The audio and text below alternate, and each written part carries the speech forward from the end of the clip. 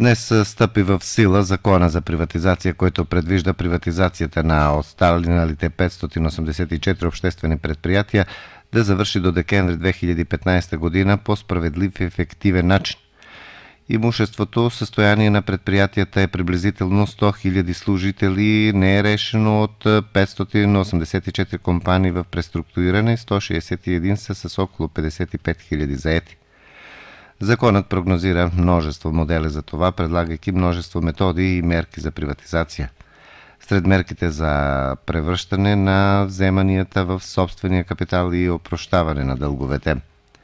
Предвидените 4 модела на приватизация – продажба на капитали, стратегически партньорства, продажба на активи без трансфер на капитал на заетите лица и стратегическите партньори, а като метод на приватизация законът предвижда публичен търг и публичен търг с обществено наддаване. Законът предвижда и 3 мерки – финансова консолидация, облегчаване на дълга, като и преобразуване на дълга в постоянен капитал или преобразуване. Законът ограничава купувача на земеделска земя да може да бъде само домашно физическо или юридическо лице. Според новия закон ще се определя кой е най-добрият модел за компанията с възможност за комбиниране на методи и модели и даване възможност за продажба на части от компанията, не цялостна продажба, като беше досега. Новият закон за приватизация предвижда началната цена да е най-малко половината от стойността на капитала, а преди това беше едва 20%. На 8-те университетски центри в България по 103-то постановление тази година са се записали общо 76 бъдещи студенти от Босилеград и Димитровград. В първото класиране от Босилеград са се записали 41 кандидат-студенти, а през следващата седмица Министерството на образованието на България ще обнароди конкурса за второ класиране.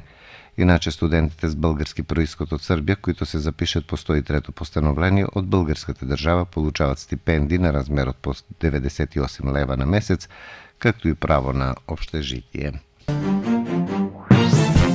Компанията Телеком Сърбия извърши корекция в фиксната телефония, така че цената на месечната предплата вместо досегашните 516 динара ще изнася 659 динара с ДДС. В месечната предплата са включени 150 безплатни минути за телефонирането във фиксната телефония на ниво на цялата страна.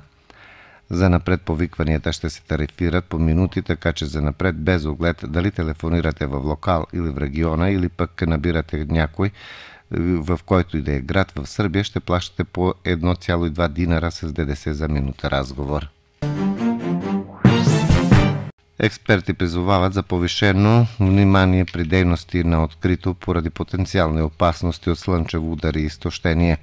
От Институтът за обществено здраве на Сърбия доктор Милан Йованович Батут предупреждава, че обявяването на горещи дни от 10 до 20 август изисква повишено внимание по време на работа на открито поради опасностите от слънчево удар и изтощение. Според прогнозата за времето, понижение на температурите се очаква през последната седмица на август, но и тогава те няма да спаднат под 30 градуса по Целзиус. Поради очакваните изключително високи температури, лекарите съветват гражданите да взимат под внимание рисковите фактори да внасят по-малко солени и мазни храни. Те отбелязват, че е необходимо да се знае стойността и на нивата на захарта и холестерола и нивата на кръвното налягане, да се прилага редовна терапия, ангажиментите да се извършават преди обяд, а разходките да се предприемат във вечерните часове.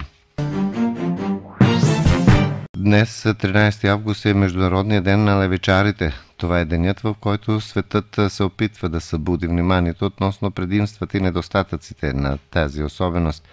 Дали човекът е десняк или левак, зависи от развитието на човешкия мозък. Така при десняците работената лява половина на мозъка, а когато преобладава дясното полукълбо, тогава този човек е левичар. Предполага се, че левичарите представляват около 13% от населението на света, което според експертни оценки през последните 100 години броят на хората, които използват повече лявата си ръка, се увеличил почти 4 пъти. Според учени следователи, левичарите са по-темпераментни, нетърпеливи, често действат без да предмислят и имат нужда от смяна на дейностите. Някои известни личности са били левичари, като Леонардо да Винчи, Микеланджело, Бетовен, Бах, Чарли Чаплин, Пол Макратин, Цезар, Александър Македонски, Наполеон, както и учените Айнщайн и Максуел. В нашата община утре ще бъде слънчево и топло, максимална температура за деня 32 градуса.